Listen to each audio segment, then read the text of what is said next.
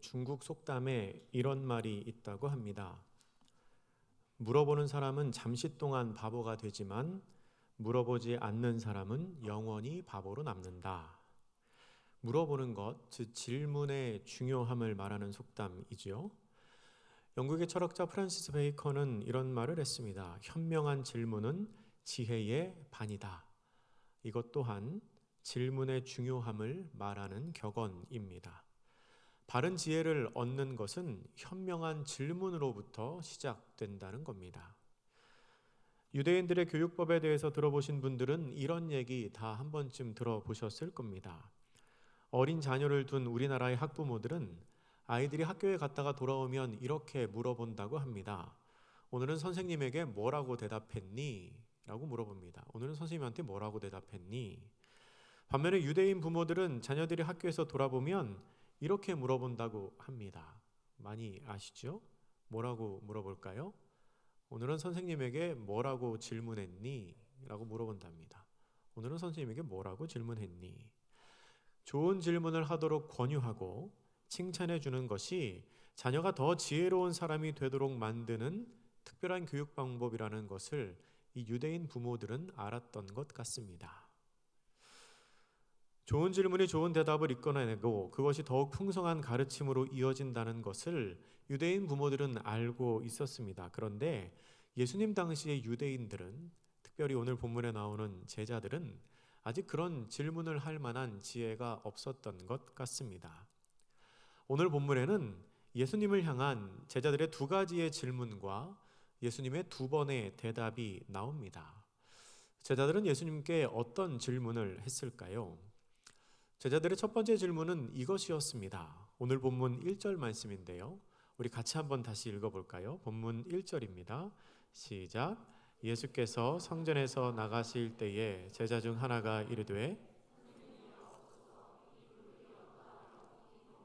어떠하리까? 아멘. 예수님께서 성전에서 나오셨을 때 어떤 제자가 물어봅니다. 예수님, 이 건물이, 이 성전이 어떻습니까? 하고 물어봅니다. 여러분, 근데 이것은 단순히 정말 이 건물이 어떻게 생겼습니까? 라는 질문이 아니었습니다. 이 모양과 형태가 어떻게 보입니까? 하는 질문이 아니었습니다. 그 제자들이 정말로 하고 싶었던 질문은 이 성전은 어떻게 되겠습니까? 이 성전도 없어지겠습니까? 아니면 남아있겠습니까? 라는 질문이었습니다. 제자들이 왜 그런 질문을 했을까요? 오늘 마가복음 본문을 통해서는 대화의 흐름이 좀 갑작스러워서 잘 이해하기가 어려울 수 있는데요. 같은 내용을 기록한 마태복음 본문을 보면 제자들이 왜 이런 질문을 했는지를 우리가 쉽게 알 수 있습니다. 여러분, 일단 오늘 본문인 이 마가복음 13장 앞에 이 마가복음 12장에 어떤 내용이 나오는지를 한번 눈으로 보시기 바랍니다. 여러분, 마가복음 12장에 어떤 내용이 나오냐면 예수님이 그 사람들과 대적해서 논쟁하시는 내용이 나옵니다. 나쁘다가 나오죠. 나쁘다. 이게 나쁜 사람들이 나온다는 뜻이 아니고 납세 논쟁, 부활 논쟁, 다윗 자손 논쟁. 그 앞글자 따서 나쁘다. 공부할 때 그렇게 외웠습니다. 나쁘다가 나오는데 이게 어디 나오냐면 마가복음 12장에 나오니까 시비 거는 사람 나쁘다. 이렇게 이제 외웠습니다. 마가복음 12장 시비 거는 사람 나쁘다. 이 나쁘다가 여기에 나온다는 사실을 기억하시고 오늘 우리 본문과 같은 내용을 기록한 마태복음 24장을 우리 한번 보겠습니다. 성경을 앞으로 넘기셔서 마가복음은 손으로 껴 놓으시고요. 마태복음 24장을 한번 보겠습니다. 마태복음 24장 1절과 2절, 신약성경 제일 앞에 마가복음 앞에 있는 마태복음 24장 1절과 2절을 우리 같이 한번 읽어보겠습니다. 시작. 예수께서 성전에서 나와서 가실 때에 제자들이 성전 건물들을 가리켜 보이려고 나아오니 대답하여 이르시되 너희가 이 모든 것을 보지 못하느냐? 내가 진실로 너희에게 이르노니 돌 하나도 돌 위에 남지 않고 다 무너뜨려지리라. 아멘. 여러분, 이게 표현이 달라서 그렇지요. 오늘 본문인 마가복음 13장 1절 2절과 같은 내용입니다. 그렇죠? 같은 내용이죠. 그리고 마태복음 22장을 여러분 눈으로 한번 보시면, 마태복음 22장을 눈으로 보시면 15절 이하부터 또 나쁘다가 나옵니다. 나쁘다가 나오죠. 납세, 부활, 다윗 자손 논쟁이 나옵니다. 그러니까 흐름으로 봐서는 이 마가복음에서는 나쁘다 뒤에 제자들의 질문이 나오는데, 마태복음에서는 22장에 나쁘다가 나오고 23장이 있고 24장에 제자들의 질문이 나오는 겁니다. 그러니까 마태복음에는 23장이 추가가 된 거죠. 거꾸로 말하면 마가복음에서는 생략된 내용이 마태복음 23장에는 추가되어 있다고 볼 수 있습니다. 그러면 마태복음 23장에 무슨 내용이 있을까요? 거기에는 예수님께서 서기관과 바리새인들을 향하여 화선포하시는 내용이 들어가 있습니다. 그리고 37절 이하에는 예루살렘을 향하여 탄식하시는 장면이 나옵니다. 여러분, 이 부분이 중요한데요. 예수님께서는 그렇게 바리새인들을 향하여 화선포를 하시고 예루살렘을 향하여 탄식을 하시면서 뭐라고 말씀하시냐면 이렇게 말씀하십니다. 마태복음 23장 37절에서 38절 말씀입니다. 우리 같이 한번 읽겠습니다. 시작. 예루살렘아 예루살렘아 선지자들을 죽이고 내게 파송된 자들을 돌로 치는 자여, 암탉이 그 새끼를 날개 아래에 모음같이 내가 내 자녀를 모으려 한 일이 몇 번이더냐. 그러나 너희가 원하지 아니하였도다. 보라, 너희 집이 황폐하여 벌어진 바 되리라. 아멘. 이 예수님의 말씀을 한마디로 말하면 그런 겁니다. 예루살렘이 황폐하게 될 거라는 겁니다. 예루살렘이 망하게 될 거라는 겁니다. 그리고 그 뒤에 제자들이 예수님께 오늘 본문의 질문을 하게 된 것입니다. 성전에서 나오는 제자들은 예수님의 말씀을 머리로도 이해하기 힘들고 마음으로도 받아들이기가 어려웠을 겁니다. 계속해서 나쁜 의도로 예수님에게 질문하는 바리새인들에게 화선포하신 것까지는 그렇다고 쳐도, 아니 예루살렘이 망한다니요. 예루살렘이 왜 망합니까? 그게 어떤 성읍인데. 그렇게 심란한 마음을 가지고 성전을 나오고 있는데 옆을 보니까 성전이 보이는 겁니다. 그때 제자들의 마음속에 이런 궁금증이 생겼습니다. 아니 예루살렘이 황폐해진다면 성전은 어떻게 되는 거야? 라는 궁금증이 생겼습니다. 여러분, 이스라엘 민족의 첫 번째 성전이었던 솔로몬 성전은 바벨론 침공 때 무너졌습니다. 그리고 그 폐허 위에 고레스의 칙령으로 돌아온 사람들이 기원전 520년에 새로운 성전을 재건합니다. 그런데 그 성전은 재료가 충분하지 않았기 때문에 훌륭하게 재건이 되지 못했습니다. 게다가 계속되는 외적들의 침입으로 말미암아 곧 황폐해졌습니다. 그러던 것을 기원전 20년 헤롯 대왕이 유대인의 환심을 사기 위해서 보수공사를 시작했습니다. 그렇게 기원전 20년 시작된 보수공사는 예수님이 사역하실 당시까지도 계속되고 있었습니다. 그러니까 약 50년에 걸쳐서 공사가 진행된 것이지요. 당시 공사의 규모가 얼마나 컸을지를 짐작해 볼 수 있는 부분입니다. 50년 동안 공사를 했는데 아직도 공사 중이었습니다. 굉장히 화려하게, 굉장히 웅장하게 성전을 보수하고 있었던 겁니다. 그런데 제자들은 지금 그렇게 화려하고 웅장한 성전을 보면서 어떻게 이렇게 훌륭한 성전이 없어지겠느냐고, 이렇게 훌륭한 성전이 있는 예루살렘이 정말로 망하느냐고 예수님께 다시 되묻고 있는 겁니다. 그런 질문을 들은 예수님께서는 이렇게 대답을 하십니다. 오늘 본문의 2절 말씀, 마가복음 13장 2절 말씀 찾으셔서 다시 한번 같이 읽겠습니다. 시작. 예수께서 이르시되 내가 이 큰 건물들을 보느냐, 돌 하나도 돌 위에 남지 않고 다 무너뜨려지리라 하시니라. 아멘. 예수님께서는 주저함 없이 말씀하십니다. 지금 이 성전이 얼마나 훌륭하든지 얼마나 웅장하든지 상관없이 다 무너져 내린다는 것입니다. 돌 하나도 돌 위에 남지 않고 완전히 파괴된다는 겁니다. 아니 성전의 건물을 한번 보십시오. 이렇게 웅장한 건물이 과연 없어지겠습니까? 라고 항변하는 제자들의 의도와는 전혀 다르게 예수님은 그게 반드시 무너질 거라고 말씀하시고 예수님의 그 말씀대로 AD 70년에 예루살렘 성전은 파괴되고 맙니다. 사람의 눈은 다분히 감각적이고 또 현실적입니다. 그래서 눈에 좋게 보이는 것은 그냥 다 좋은 것으로 보입니다. 그리고 그게 전부인 줄로 착각합니다. 또 계속 그렇게 좋을 거라고 생각합니다. 제자들도 그랬습니다. 제자들은 예루살렘 성전의 웅장하고 영광스러운 모습을 보고 감탄할 뿐 그 안에 무슨 일이 벌어지고 있는지, 하나님께서 정말 그 성전을 어떻게 보고 계시는지에는 별로 관심이 없었습니다. 그리고 그 미래가 어떠할지도 생각하지 못했습니다.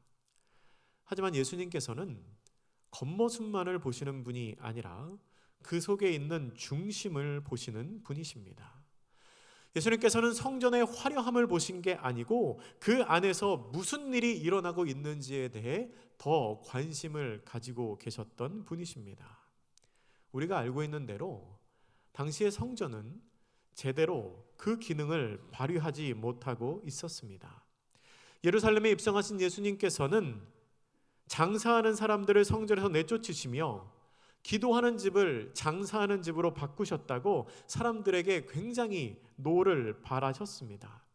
그렇게 겉으로 보기에는 화려했던 성전이 실상에 그 속으로는 하나님을 예배하기보다 그냥 사람들 각각 자신의 이익을 취하는 곳으로 변질된 것을 예수님께서는 너무나 안타까운 심정으로 보고 계셨다는 겁니다. 그리고 그렇기 때문에 그 성전에 하나님의 심판이 내리지 않을 수 없다는 것을 예수님은 알고 계셨습니다. 겉으로 보기에 아무리 화려한 성전일지라도 그 중심이 올바르지 않으면 심판을 피할 수 없기 때문입니다. 화려한 겉모습은 중요하지 않습니다. 중심이 중요합니다. 겉으로 보이는 것보다 그 내면에 무엇을 담고 있느냐가 훨씬 더 중요합니다. 제가 부끄러운 얘기 하나 하겠습니다. 제가 아주 어렸을 때 있었던 일입니다. 한 초등학교 1학년 아니면 2학년 정도에 있었던 일인 것 같습니다. 제가 시험 시간에 시험을 봤는데요. 답을 썼는데 글씨를 너무 잘 썼습니다. 그 주관식에 답을 썼는데 글씨를 너무 잘 쓴 겁니다. 제가 그거를 쓰고도 너무 글씨를 예쁘게 잘 써서 깜짝 놀랐습니다. 제가 9살 평생에 제일 잘 쓴 글씨입니다. 근데 문제가 생겼습니다. 시험 문제를 다시 읽어보니까 제가 틀린 답을 썼습니다. 글씨를 너무 예쁘게 썼는데 답이 틀린 겁니다. 제가 답이 틀렸다는 것을 알았습니다. 그래서 어떻게 했을까요? 안 고쳤습니다. 글씨가 아까워서, 제 평생 제일 예쁘게 쓴 그 글씨가 아까워서 답을 틀린다는 걸 알았는데 안 고쳤습니다.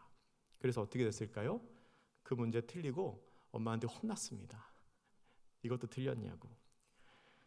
여러분, 제가 어려서 그랬죠. 지금은 어떨까요? 아무리 예쁘게 글씨 써도 틀렸으면 지웁니다. 틀렸으면 고칩니다. 왜 그렇습니까? 글씨가 예쁜 게 중요한 게 아니기 때문에 그렇습니다. 여러분, 눈에 보기에 아무리 예뻐도 틀렸으면 소용없습니다. 틀렸으면 고치고 버려야 됩니다. 모양은 중요하지 않습니다. 내용이 중요합니다. 중심이 중요합니다. 여러분, 화려한 삶이 중요한 게 아닙니다. 내 삶이 아무리 화려하고 아무리 잘나 보여도 하나님께서는 내 겉모습을 보시지 않습니다. 마지막 때에 하나님은 우리의 중심을 보십니다. 여러분은 어떠신가요? 여러분은 하나님 앞에서 마지막 때에 무너지지 않을 신앙의 중심을 준비하고 계십니까? 아마 겉으로 화려한 것만 좋게 보고 주장하고 계시다면 그건 마지막 때에 반드시 무너지고 말 것입니다. 본문에 나오는 제자들의 두 번째 질문은 어떻게 보면 좋지 않은 질문이고 또 어떻게 보면 참 좋은 질문입니다. 먼저 좋지 않은 질문이라는 입장에서 생각해 보면 1절과 2절 조금 전에 설명드린 그 대화 이후에 제자들은 한동안 좀 멍했을 것 같습니다. 요새 사람들이 많이 쓰는 말로 멘붕에 빠졌을 것 같습니다. 아니 이게 어떤 성전인데, 아니 이 예루살렘이 어떤 예루살렘인데 이게 멸망하다니, 이게 사라지다니 하는 생각 들었겠지요. 그래서 그대로 있을 수 없었던 제자들은 감람산 위에 올라가 앉으신 예수님을 찾아갑니다. 조용히 다가가서 질문합니다. 우리 그 질문을 같이 한번 읽어보겠습니다. 본문의 3절과 4절 말씀입니다. 3절 4절 시작. 예수께서 감람산에서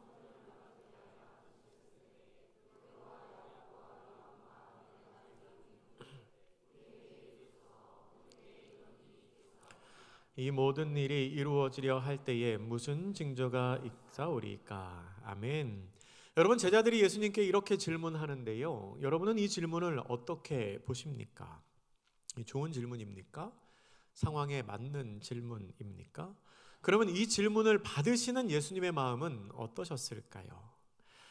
제자들의 이 질문을 그 앞에 있었던 대화까지 넣어서 다시 한번 말하면 이렇게 될 겁니다. 예수님, 저희에게 말씀해 주십시오.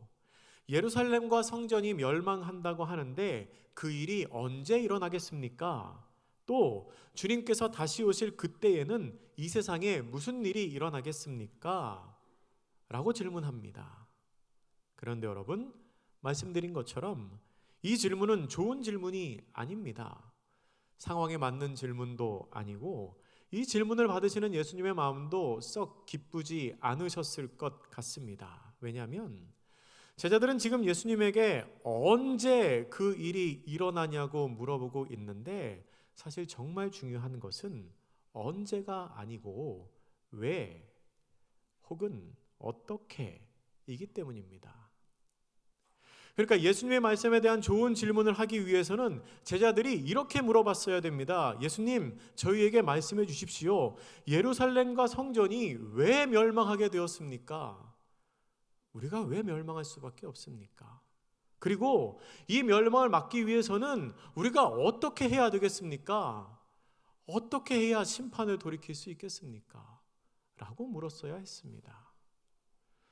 근데 제자들은 자신들이 그렇게 특별하게 생각했던 예루살렘과 성전이 멸망한다는 충격적인 선포를 듣고서도 왜 그 일이 일어나는지 궁금해하지 않습니다. 어떻게 해야 그 일을 돌이킬 수 있는지 궁금해하지 않습니다. 단지 그들이 궁금해하고 있는 것은 언제 그 일이 일어나느냐, 그것만 궁금해합니다. 좀 이상하지 않습니까? 멸망의 선포를 들으면서 왜가 아닌 언제를 물어보는 제자들의 심리를 생각해 보면, 먼저 그들은 겉으로 드러나는 모습에만 신경을 쓰고 그 내면이 어떠한지, 문제가 무엇인지, 예수님께서 그것을 보면서 왜 분노하시고 왜 망할 수밖에 없는지에는 전혀 관심이 없다는 것을 알 수 있습니다. 분명 우리 주님께서는 겉으로 드러나 있는 것, 눈으로 보이는 것보다 그 속에 있는 것, 그 중심을 보시고 그 안에 있는 문제를 보시는데, 제자들은 그저 그 화려한 건물이 있고 없는 것에만 관심을 가질 뿐 왜 그런 일이 생기는지에는 별로 관심이 없습니다. 그러니까 하나님께서 이 일을 통해서 무엇을 말씀하시고자 하는지에는 별로 관심이 없는 겁니다. 두 번째, 언제 그 일이 일어나는지를 물어보는 제자들의 마음속에는 내 때에는, 내가 살아있을 때에는 그런 일이 일어나지 않기를 바라는 마음이 있었을 겁니다. 그러니까 어느 때 그 일이 일어나느냐고 물어본 것이지요. 아니 어떻게 그럴 수 있을까라고 생각하실 수 있겠지만, 이미 성경에는 그런 선례를 남긴 사람이 있습니다. 우리가 잘 아는 유다 왕 히스기야는 기도로 15년의 생명을 연장받은 후에 무슨 생각에서인지 바벨론에서 온 사자들에게 자기 왕궁에 있는 보물을 다 보여줍니다. 다 보여줍니다. 그리고 그 일 때문에 이사야 선지자가 히스기야에게 왕의 후손이 바벨론의 환관이 되고 조상들이 쌓아놓은 모든 보물이 바벨론으로 옮겨가게 될 거라고, 그러니까 이제 유다는 망하고 왕의 후손들은 포로로 끌려가고 재물들도 다 그들이 빼앗아 갈 거라고 말하자, 히스기야 왕은 이사야 선지자에게 이렇게 말합니다. 우리 그 본문 한번 찾아볼까요? 열왕기하 20장입니다. 한번 찾아보죠. 열왕기하 20장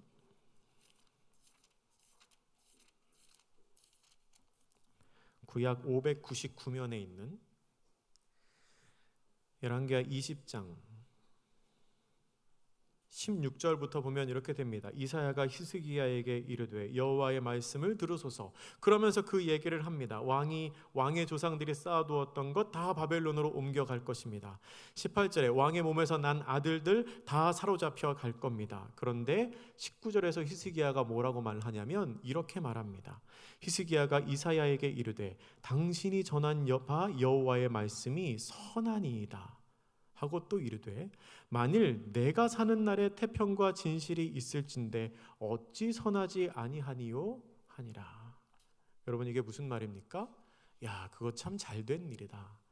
내 때에 그런 일 일어나지 않으니 참 다행이다 라고 말하고 있는 겁니다. 후손이 다 바벨론의 포로로 끌려가고 조상 때부터 내려온 재산이 다 다른 사람들에게 탈취물로 빼앗겨도 내 때에 그런 일 일어나지 않으니 참 다행이다 라고 말하고 있습니다. 여러분, 이거 참 어처구니가 없는 말이지요. 그런데 예수님에게 언제 그 일이 일어날지를 묻는 제자들의 마음에는 혹시 히스기야와 같은 그런 마음의 생각은 없었을까요? 아마 있었을 겁니다. 참 무책임한 질문이지요. 예수님을 향한 제자들의 질문은 곱씹어 볼수록 성숙하지 못한 그리스도인의 전형적인 모습을 보여주는 것 같은 참 씁쓸한 질문입니다. 그렇다면 여러분은 하나님께 어떻게 질문하십니까? 나의 유익을 위한 질문을 하십니까? 아니면 하나님의 뜻을 찾기 위한 질문을 하십니까? 질문이 중요한 이유는 그 질문 안에 질문하는 사람의 의도가 담겨 있기 때문에 중요합니다. 무엇을 질문하는지만 잘 보아도 그 사람이 중요하게 생각하는 것이 무엇인지를 우리는 알 수 있습니다. 여러분은 어떠십니까? 여러분은 여러분에게 어려운 일이 생겼을 때 언제 이 일이 끝날지, 언제 이 고난이 끝나고 기쁜 일이 생길지를 먼저 질문하십니까? 아니면 왜 이 일이 일어났는지, 이 일을 통하여 하나님께서 말씀하시고자 하는 뜻이 무엇인지를 먼저 질문하십니까? 물론 둘 다 중요한 질문입니다. 둘 다 필요한 질문입니다. 하지만 두 질문 중에서 굳이 더 중요한 질문을 꼽자면 아마 두 번째 질문일 것입니다. 그것이 하나님의 뜻을 구하는 질문이기 때문입니다. 바라기는 우리 모두가 하나님 앞에 바른 질문을 할 수 있는 사람들이 되면 참 좋겠습니다. 우리가 하나님께 합당한 질문을 하는 것으로 우리를 향하신 하나님의 뜻을 깨달아 알고 그 깨달은 바대로 신앙생활을 할 수 있는 복된 성도님들이 되시기를 축복합니다. 근데 아까 제가 그런 말씀 드렸습니다. 이 질문이 어떻게 보면 좋은 질문이라고 말씀을 드렸습니다. 여러분, 이게 참 엉뚱한 질문인데요. 그런데 그 질문으로 인해서 예수님께서 마지막 때에 관해서 말씀해 주시는 계기가 됩니다. 어느 때 그런 일이 일어나겠습니까? 라는 제자들의 질문에 예수님은 작정을 하고 계셨던 것처럼 마지막 때에 일어날 일들에 대해서 길게 설명을 해 주십니다. 언제라고 시기는 말씀하시지 않지만 그때 일어날 징조에 대해서 말씀을 하십니다. 먼저 예수님은 미혹을 받지 않도록 주의하라 라고 하십니다. 마가복음 13장 오늘 본문 5절과 6절 말씀 같이 한번 읽겠습니다. 시작. 예수께서 이르시되 너희가 사람의 미혹을 받지 않도록 주의하라. 많은 사람이 내 이름으로 와서 이르되 내가 그라 하며 많은 사람을 미혹하리라. 아멘. 그때가 되면 예수님을 사칭하고 메시아를 사칭하는 사람이 있으니 절대 미혹되지 말라는 겁니다. 그리고 두려워하지 말라고 말씀하시며 그때는 민족이 민족을 대적하고 나라가 나라를 대적하며 지진이 있고 기근이 있을 거라고 하십니다. 오늘 본문 7절과 8절 제가 한번 읽어드리겠습니다. 난리와 난리의 소문을 들을 때에 두려워하지 말라. 이런 일이 있어야 하되 아직 끝은 아니니라. 민족이 민족을, 나라가 나라를 대적하여 일어나겠고 곳곳에 지진이 있을 것이며 기근이 있으리니 이는 재난의 시작이니라. 아멘. 마지막 때에 이런 일이 있을 거라는 겁니다. 근데 여러분 생각해 보면 지금 우리가 사는 이 시대에 이런 일들이 실제로 일어나고 있지 않나요? 자칭 예수라고 말하는, 구원자라고 말하는 이단들이 많이 있습니다. 민족이 민족을 대적하고 나라가 나라를 대적하는 일들이 계속해서 일어납니다. 지진이 있고 기근이 있습니다. 이 시대에 실제로 그러한 일들이 일어나고 있다면 혹시 지금 우리가 사는 이 시대가 예수님께서 말씀하신 그 마지막 때는 아닐까요? 여러분, 이 시대가 마지막 때일 수 있습니다. 우리 깨어 있어야 합니다. 또한 예수님께서는 제자들에게 조심하라고 말씀하십니다. 사람들에게 고난을 당할 것을 경고하십니다. 그러나 미리 염려하지 말고 성령님이 말하게 하시는 대로 대답하라고 하십니다. 본문 9절에서 11절까지 그 말씀을 하십니다. 또한 마지막 때에는 모든 인간적인 관계가 끊어질 거라고 말씀을 하십니다. 부모와 자녀, 형제 간의 의가 끊어집니다. 일부러 끊으라는 것이 아니라 복음을 모르면 갈라질 수밖에 없다는 겁니다. 복음을 모르는 형제를 억지로 붙잡고 천국에 들어갈 수는 없습니다. 마지막 때의 구원의 문제 앞에서는 그 어떤 것도, 심지어는 가족일지라도 복음과 바꿀 수 없다는 겁니다. 참 무서운 얘기죠. 이런 무서운 얘기들이 계속 반복되는데요. 근데 예수님께서 이 무서운 이야기를 계속해서 반복하시는 이유가 있습니다. 예수님께서는 사람들에게 두려움을 주기 위해서 그 이야기를 하신 게 아닙니다. 결국은 구원의 약속을 주시기 위해서 이 말씀을 하셨습니다. 본문 13절 말씀입니다. 같이 읽겠습니다. 시작. 또 너희가 내 이름으로 말미암아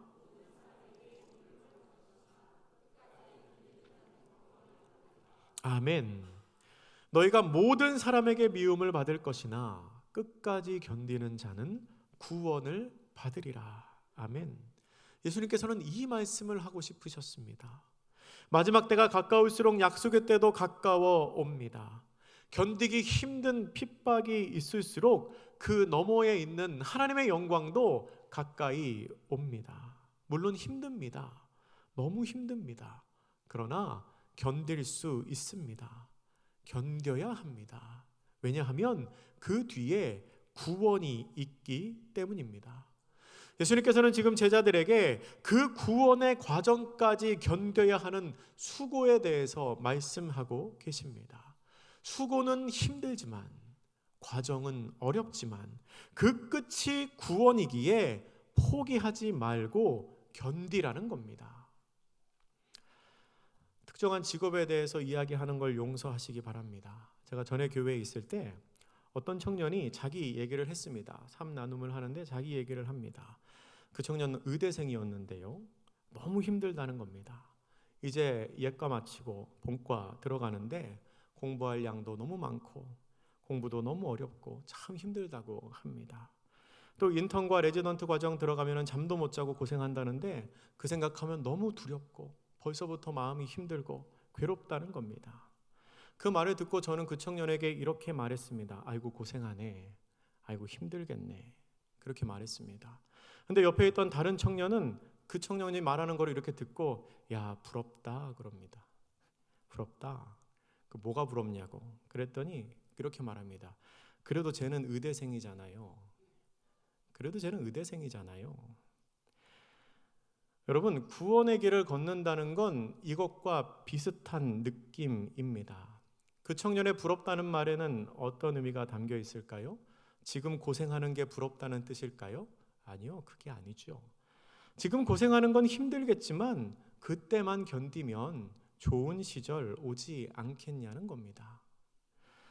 여러분, 좋은 시기가 온다는 거 알면 지금의 어려움을 견딜 수 있습니다. 여러분, 의대생보다는 구원받은 하나님의 자녀가 더 좋지 않습니까? 청년들은 아무도 아멘을 안 해요. 물론 구원받은 의대생이 제일 좋겠죠. 근데 여러분, 그거 너무 두려워하실 필요 없고요. 우리가 구원의 길을 걸어가면 그 길을 걷는 우리를 마지막 때에는 분명히 세상이 우리를 부러워하게 될 것입니다. 그것 외에는 아무것도 중요한 게 없기 때문에 그렇습니다. 물론 고난 중에 있을 때에는 세상이 우리를 비웃을지 모릅니다. 어리석다고 말할지도 모릅니다. 바보 같다고 말할지도 모릅니다. 너무 힘들어서 이 길을 그만 걸어가고 싶을 때가 있을지도 모릅니다. 그러나 여러분 기억하십시오. 그 길 끝에는 구원이 있습니다. 그 길 끝에 영광이 있습니다. 그렇기 때문에 우리는 오늘도 그 길을 성실하게 걸어가야 합니다. 말씀을 정리합니다. 여러분, 마지막 때는 반드시 옵니다. 그 화려했던 성전이 돌 위에 돌 하나 남지 않을 정도로 흔적 없이 무너진 것처럼, 눈으로 보기에는 이루어지지 않을 것처럼 보여도 그때는 반드시 옵니다. 그때까지 견디는 과정은 어렵습니다. 그러나 그 마지막에는 승리와 구원이 있습니다. 그 구원의 길을 기쁘게 걸어가는 모든 성도님들 되시기를 주님의 이름으로 축복합니다. 기도하겠습니다. 사랑의 하나님, 본문을 통하여 주님께서 마지막 때에 관해 말씀하셨습니다. 그리고 끝까지 견디는 자는 구원을 얻을 거라고 말씀하셨습니다. 과정이 너무 어렵고 힘들지만, 너무 괴롭지만, 때로는 세상으로부터 손가락질 받고 비웃음 받지만, 그러나 주님, 우리가 그 길 포기하지 않게 하여 주시옵소서. 그러함으로 말미암아 구원의 영광을 누리는 그리스도의 자녀들 다 되게 하옵소서. 감사드리며 예수님의 이름으로 기도드립니다. 아멘.